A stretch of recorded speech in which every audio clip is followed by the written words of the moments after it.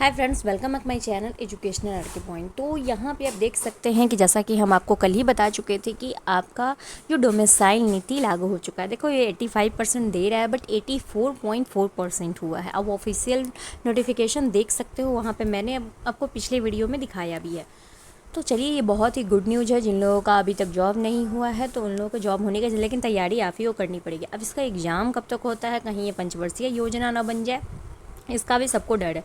इसी के लिए जल्द से जल्द एग्जामिनेशन लेकर अगर रिजल्ट आपको देकर ज्वाइनिंग करा लेता है तो ही समझिए कि प्रक्रिया आपकी पूरी हुई।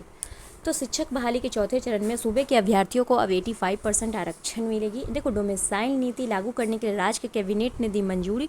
बिहार से इंटर मैट्रिक करने वालों को मिलेगी प्राथमिकता। सबसे पहले ये जो लोचा है, ये जो पेचीदा है, वो समझो। देखो, अगर आपका 70 नंबर कट ऑफ गया, 70 नंबर कट ऑफ जाता है, देन अगर आप दूसरे स्टेट के हैं और जो बिहार के हैं तो उनको यहाँ पे प्राथमिकता मिलेगी। यहाँ पर ये लोचा है, बाकी और कहीं कुछ है नहीं। तो 70 नंबर जो भी बिहार से इंटर मैट्रिक किए होंगे उन लोगों को प्राथमिकता मिलेगी। अगर आपने दूसरे बोर्ड से किया है तो वैन आपको भी प्राथमिकता नहीं मिलेगी, इसलिए आपका बिहार से होना चाहिए। तो ये भी एक अच्छी ही चीज़ है। चलिए आइए, तो यहाँ पे रसोईया और आंध्र को उस सब नहीं। अब देखिए, जुलाई तक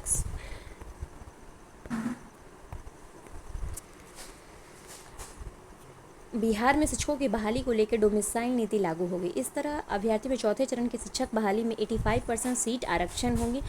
बिहार के मुख्यमंत्री नीतीश कुमार ने अपनी बैठक में मंजूरी दे दी है। 36 प्रस्तावों को हरी झंडी दे गई है। अब बस फॉर्म निकलता है। बताया जाता है कि बिहार में जातीय तौर पर 50% और आर्थिक रूप से 10% तो पहले ही था, लेकिन अब क्या है, और महिलाओं के लिए जो क्या है 35% सीट थी, 35% सीट थी। अब फिर से न्यायालय संशोधन कर 40% अनारक्षित सीटों के लिए 65% में से आपका क्या है 40% सीट उनके लिए आरक्षित कर दिया गया है। बिहार में मैट्रिक और इंटर की परीक्षाएं किसी भी बोर्ड से अगर पास की है तो 40% अनारक्षित सीटों में मात्र 15% ही सीटें बच जाएंगी, जिन पर बिहार और बिहार के बाहर लोग आवेदन कर सकते हैं। 84.4% ये हो जाती है। देखो, ये वैकेंसी कब आएगी? वैसे कहा जा रहा है कि सितंबर के फर्स्ट वीक में ये वैकेंसी, पहले कहा था कि अगस्त में आएगी, लेकिन अब आपका क्या है तो सितंबर महीने में आपकी ये वैकेंसी को बोला जा रहा है। और लाइब्रेरियन का तो ये तो न्यूज़ आया और कहाँ उड़ गया वो तो पता ही नहीं है। यानी कि लाइब्रेरियन की तो कोई चर्चा ही नहीं। उन्होंने कहा था कि सितंबर में आपका जो है सो बहाली भी हो जाएगी। हाँ, आपको ऐसा लग रहा है कि सितंबर में लाइब्रेरियन की बहाली हो गई? इसका मुद्दा तो कोई उठा भी नहीं रहा है और हो भी नहीं रहा है।